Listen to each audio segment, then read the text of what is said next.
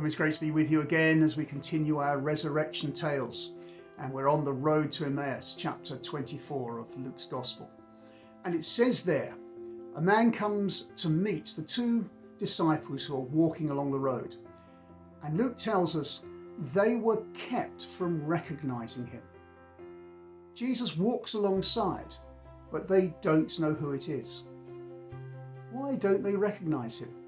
People have asked this question of the Gospels a lot. In this case, was it they were walking to the west and the sun was in their eyes? Someone has suggested. It doesn't seem plausible, to be honest. We often walk into the sun and still know who we're beside. Someone else has suggested he was wearing the first century equivalent of a hoodie. But even so, if you're walking for 7 miles down the road with someone, surely you get a glimpse of his face. Adam had a wonderful suggestion that he as a boxer knows that sometimes when you're beaten up, you are not recognisable even by your nearest and dearest. And Jesus had been severely beaten up, and his wounds, as we'll learn later on, were still there. Perhaps he couldn't be recognised for those reasons. But again, I just wonder, and especially the phraseology, they were kept from recognising him. God is doing something odd.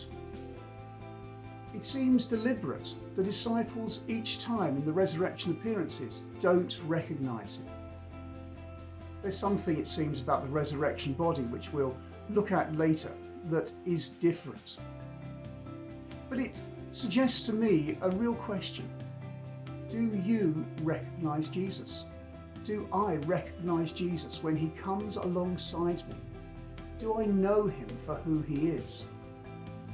Do you recognise him when he comes into your life? He tells us that we may see him in the beggar, in the poor person, in the person in need. As much as you did it to them, you did it to me, he says.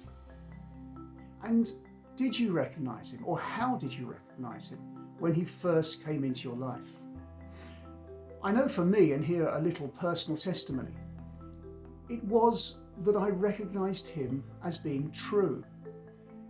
I was about 17 years old, going to school on the bus as I did, and I used to sit next to a friend, and he was an atheist. His parents were atheists, and I kind of believed in God in some way without really knowing what it was about. It just seemed to me about right, but I hadn't thought about it a great deal. And we were two fairly smart, precocious 17-year-olds, as you are at that age.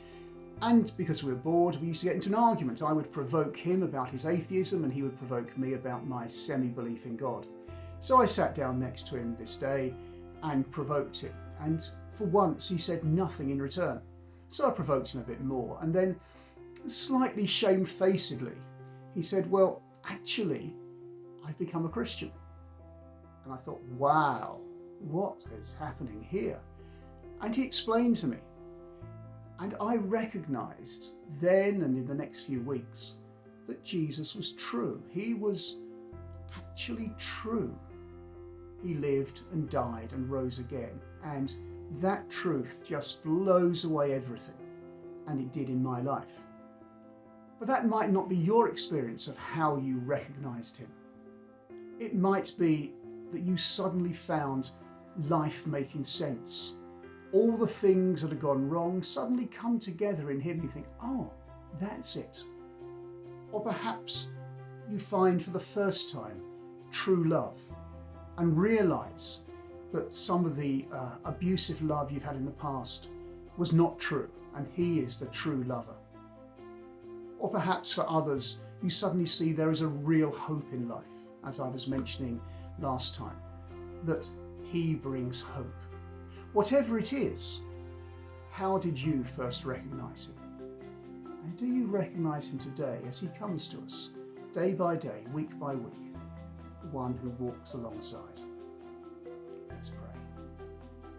Father God, help us to recognise Jesus alongside us so that we can walk with him and follow him. Amen.